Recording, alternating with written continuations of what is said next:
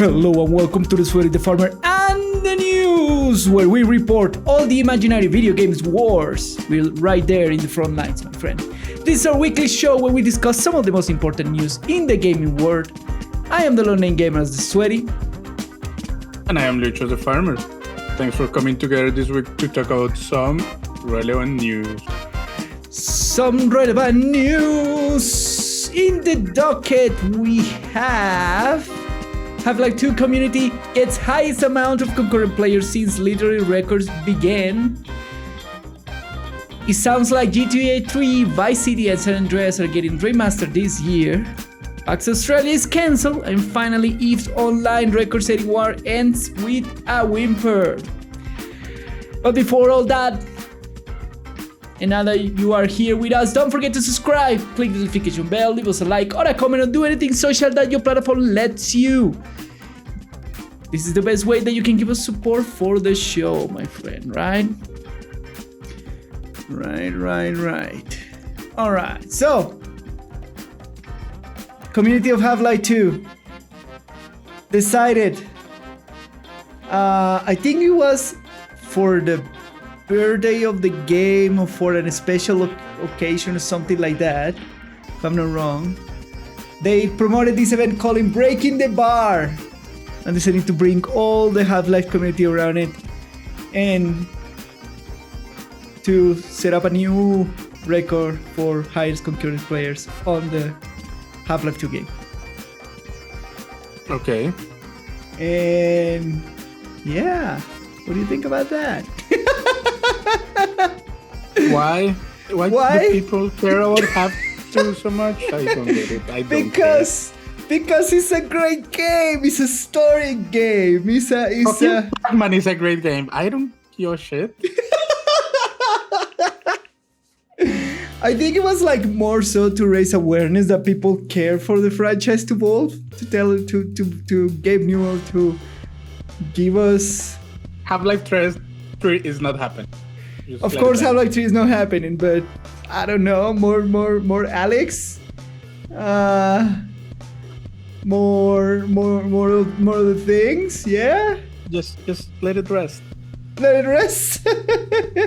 All good things must come to an end. Yeah, but they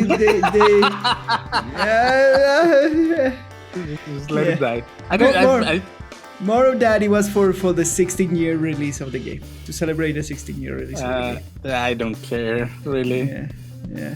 Hey, this just goes to show that like, they're out there. There are enough like big communities to do this kind of stuff. Like, no, there are enough people that have nothing better to do at 3 p.m. and that love, and they love Half-Life 2. No, they don't love Half-Life 2. They just want to feel like they're taking part into something. Ah, but they love Half-Life 2. It doesn't have anything to do with Half-Life. People are more moved by the fact, like, that sense of participation. Yeah, alright, fair. No matter what. No matter what? Okay. It's just for that sense of community, usually more important than what the actual community is about. Yeah. So that's why these things happen, more than because Half-Life 2 is a great game, which I'm not discussing that. Sure, it's a good game. Yeah. But they did it. They break the record. And they were too celebrating that they were doing a remaster collection, and there were another of the mods remaking the Half-Life 2 as they did with Black Mesa Project. Now they're doing it with Half-Life 2. Sure. So, a lot of love for the game, right? If you love a game, you do stuff like this, right? I guess so. Yeah. To be fair, Half-Life 2 was like it is an iconic and historically important game in the game sphere, because thanks to Half-Life 2 we have Half-Life 2 demonstrated that you can tell a story while playing an FPS, and that wasn't done before Half-Life, basically. Sure. I'm not saying that the game doesn't have any significance. Yeah, you're just saying that people is just like they don't know what to do with their lives or with their time. Yes. That's what you're saying.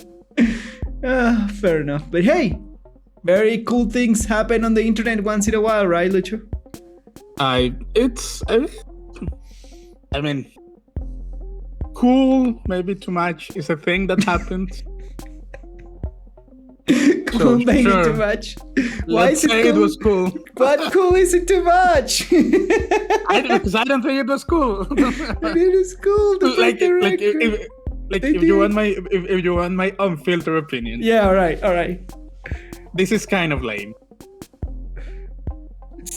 And you so you can like I don't know, like, oh my god, look, you're part of a game of the gaming community. I am, right? That doesn't mean that they don't do lame things. Where is your high horse about lame stuff being part of the gaming community? It's not a high horse. Just I don't see the point of this. It was a cool celebration and people were happy and like they loved the game and yeah. You could love the game without making a big fuss about it. Just be cool, man. Act like you've been there before. But you know? like you've been there before. What the fuck? Okay. You know what I mean? It was a cool celebration for the 16th birthday, man. Just act like you don't care. I like you don't care, my God. Okay. With that, we move on to, it looks like they're remaking or remastering GTA 3, Vice City, and San Andreas this year. The very good GTA trilogy. I played all those 3 games. They were very cool games. Very cool stories.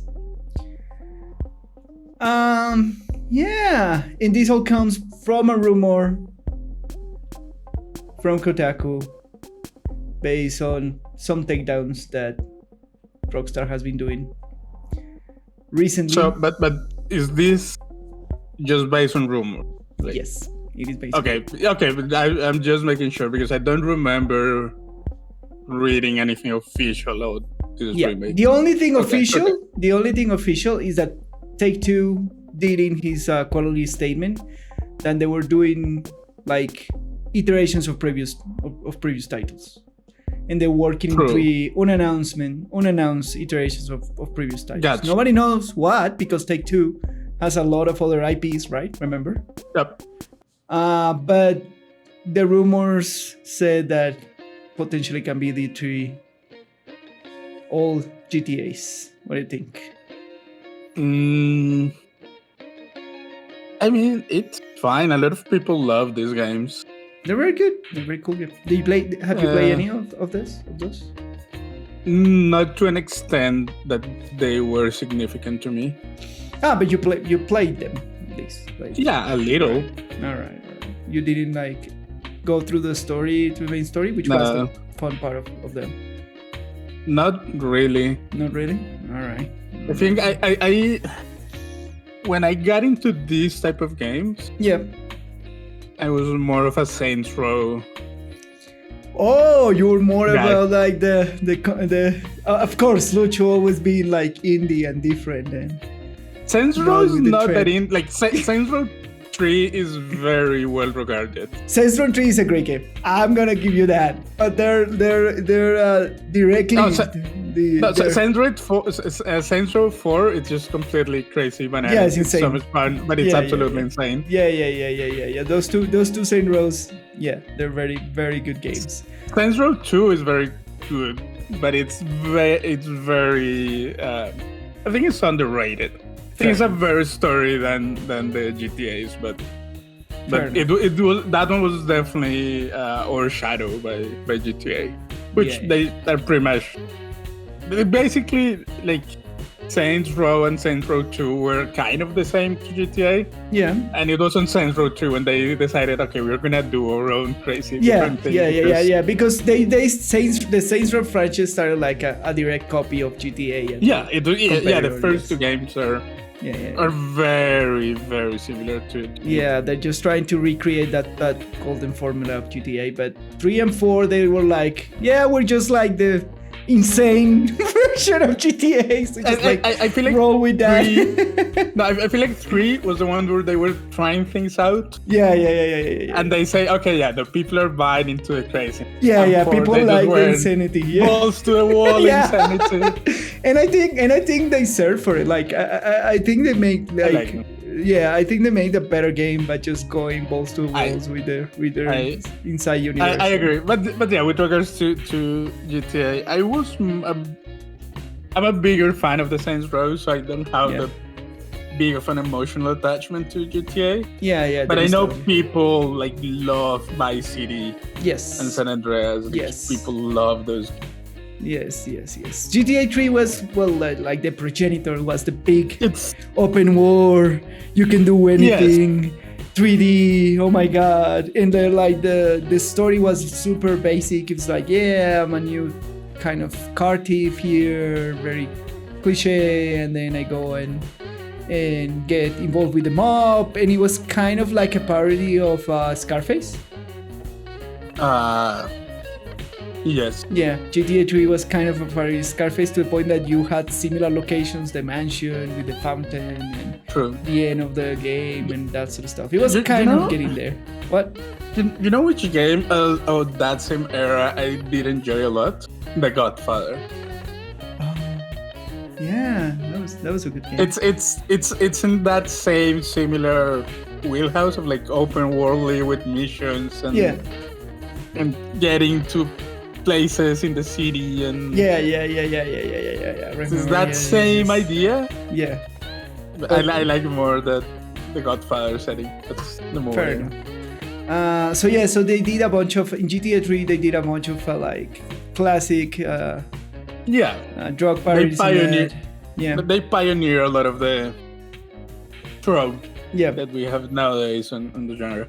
And then, of course, Vice City was like the 80s version of like that. When did Vice City come out? I think it was like 2007? Was it? I think like, earlier. My comment was... It's way earlier than that. Yeah, 2002. 2002. What I mean by that is like, even in 2002, we're like nostalgic for the 80s apparently, because it was all that game was, like 80s music, 80s clothes, and the 80s cars, and all that like high Miami Vice kind of like vibe in Vice City. And then in San Andreas, they kind of like went and told their like a proper, like more original story. So they're very iconic in that evolution, and then very breakthrough because GTA 3 was the first one to do the full 3D exploration, do whatever you want world. Very iconic games. Would you like to see them remaster? People still play these games, to be fair. People do, and they have fairly active communities, to be fair. So, do I care about remakes? Not really, because I don't care about these games that much. But I know that a lot of people will appreciate.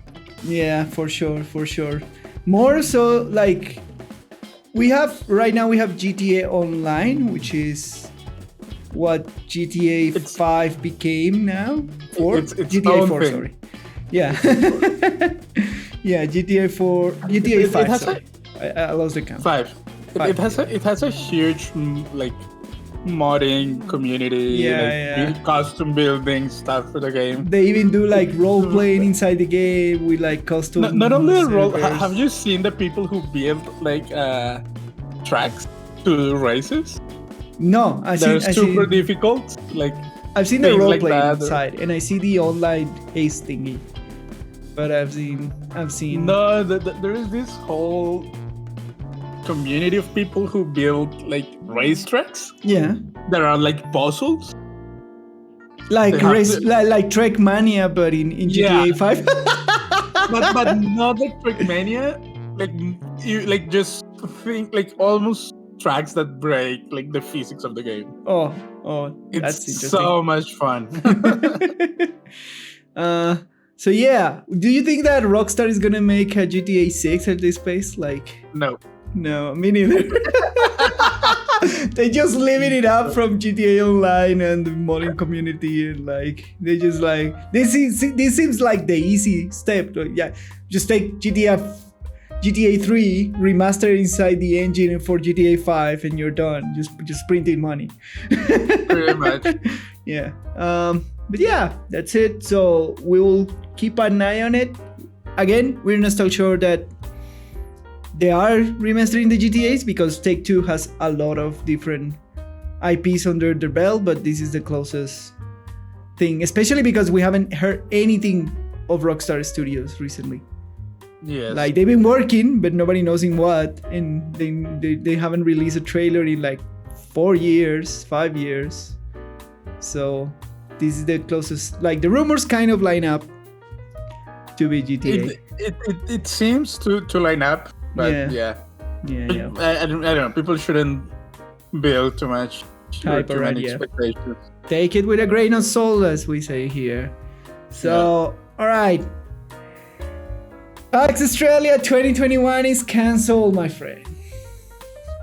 Yeah, that's not surprising. That's not surprising, especially because I've heard that for some for bad politics and stuff, the vaccine rollout in Australia hasn't been good.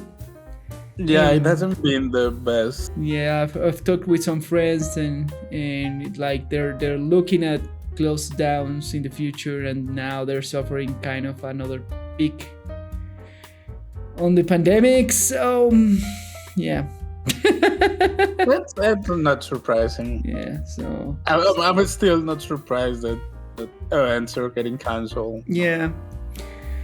And man, this PAX Australia, the one that was in Melbourne when I was living there, it was amazing convention, and a lot of cool panels,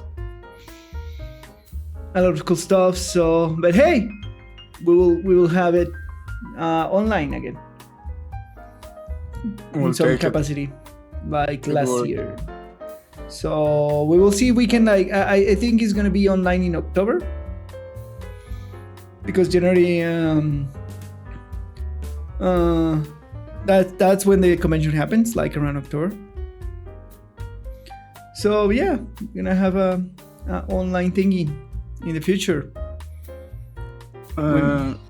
Get used to it. Yeah. I'm gonna say this: like overall, we're getting better with this pandemic, but we're not normal there, not convention No, normal there yet.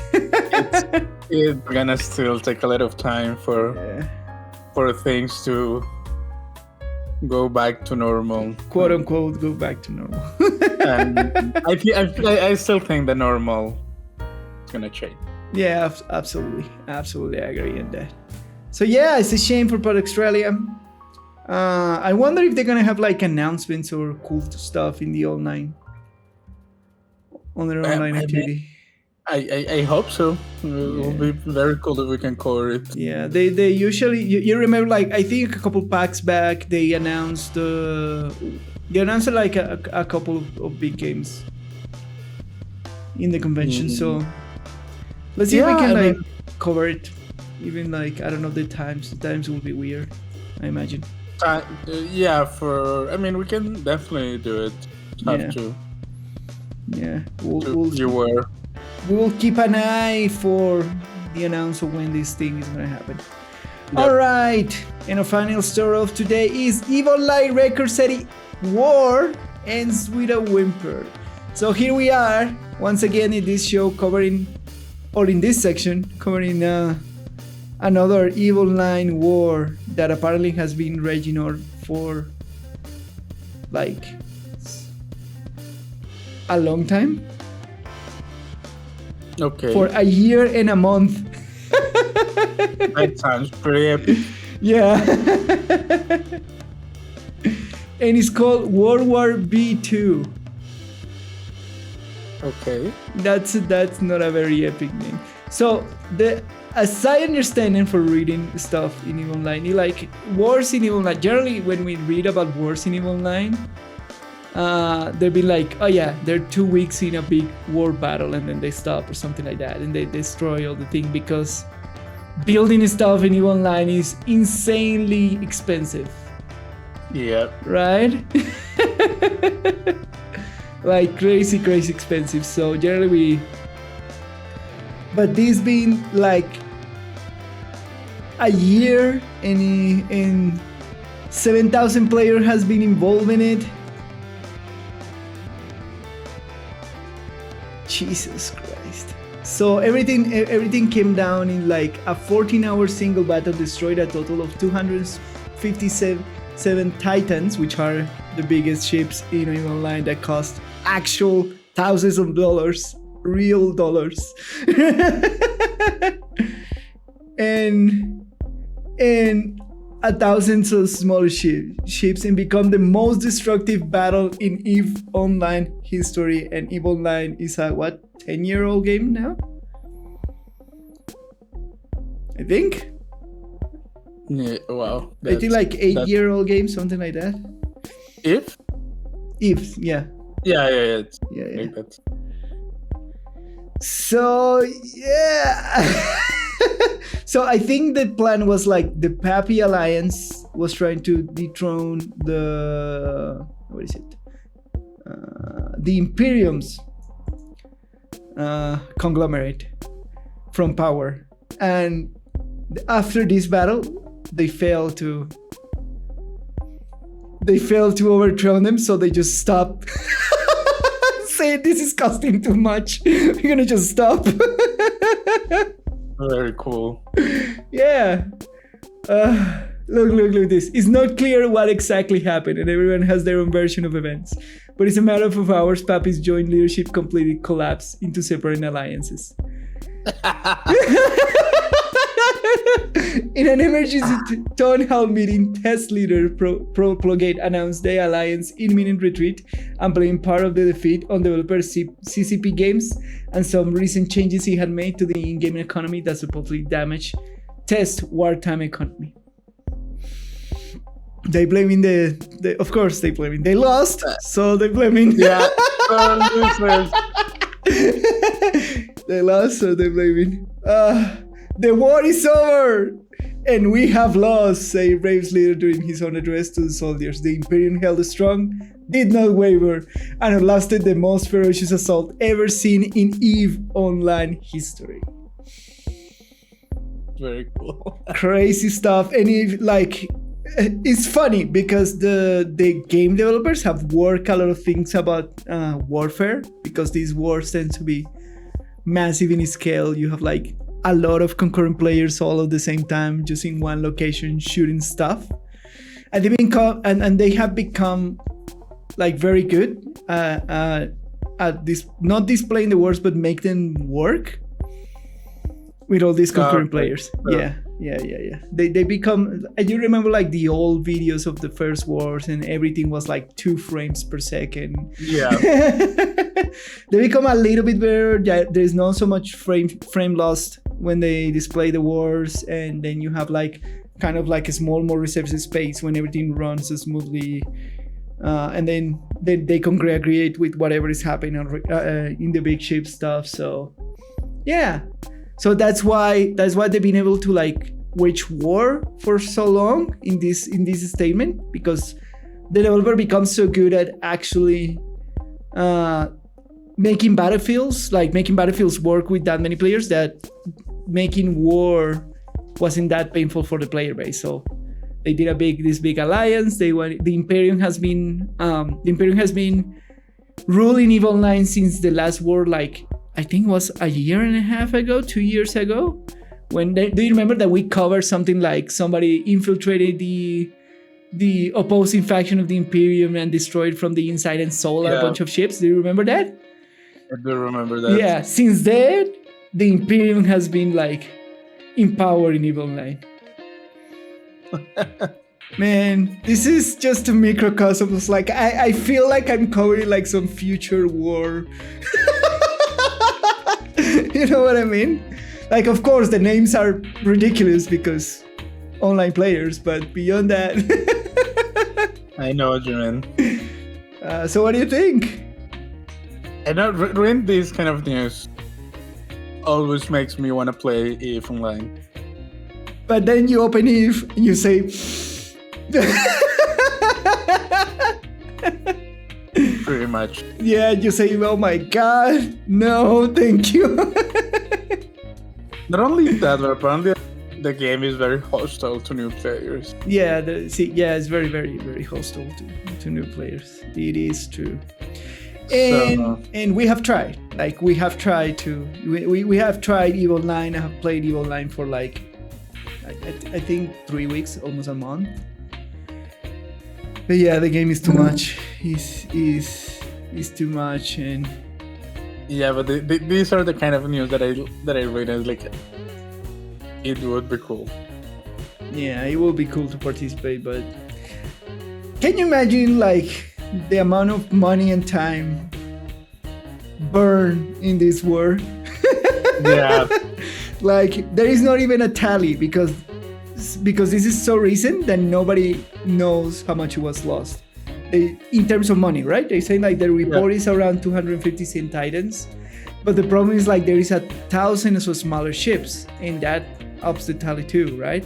And when they say there is 1,000 small ships, that means that nobody's sure how many small ships were lost in this insanity. I know what you mean. And right? Yeah, so I can see that. Yeah, I think last time that we covered one of these battles / wars, the tally was like around the $10,000 mark, something like that. So when all said is done, and if we see another of these reports, we'll cover it. We'll probably see the amount of actual real dollars being burned in this insanity. One day I'll get into EVE Online. And then when you say like war costs money, like EVE is a testament of like actual wars cost a lot of money in time. So there you go. One day I'll get into EVE. One day when we're, I don't know, retired or something like that. Why not? And we had infinite time to burn. This is the kind of things that this is like great publicity for the game, in my opinion. Like it definitely is. Is. Because these like things, insane war. These things sound very cool and like very cool events to take part into. Half-Life 2. And they're not organized by the developer at all. The only thing that the developer has done is given them the tools to do whatever they want in this sandbox. Right? You see, like, this is cool. Not like Half-Life 2 stuff. This is actually cool. Like, it's the same spirit. It has the same spirit, Lucho. It doesn't. It does. In a war, you're putting stuff on the line, like stuff that you have put your time / money in. That's cool. Like there are stakes. Yeah. But yeah, absolutely interesting, absolutely amazing that these kind of things happen. This is the result of cool things happening in a game well maintained with great developers. And not to say that they haven't had problems, because they had problems working. They will always have problems. Yeah. But this is the kind of things that happen when a game is good with players and have good design philosophies on it, in my opinion. All right? Yep. Yeah. All right, and with that good note, we end. this show. Is that it? Yeah, That's all for this week's news with the sweaty and the farmer. My name is Luch, and you can find me on Twitter at Luis J. Polanco. And I am the Lone Name Gamer, and you can find me on Twitter at the Lone Name Gamer, and on twitch.tv/LoneNameGamer, where I will stream the beginning of the season 15 of Destiny 2. I'll probably be doing some stream test next week, preparing for that. So if you want to catch me live and see what I'm gonna say live, you can pass by the stream on twitch.tv/LoneNameGamerTV. And if you want to know when I'm going live beyond that, season 2 of Destiny on the 24th of August, follow me on your social media to know.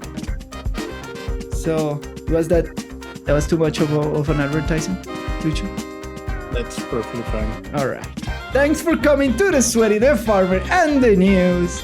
See you next time. Bye. Bye.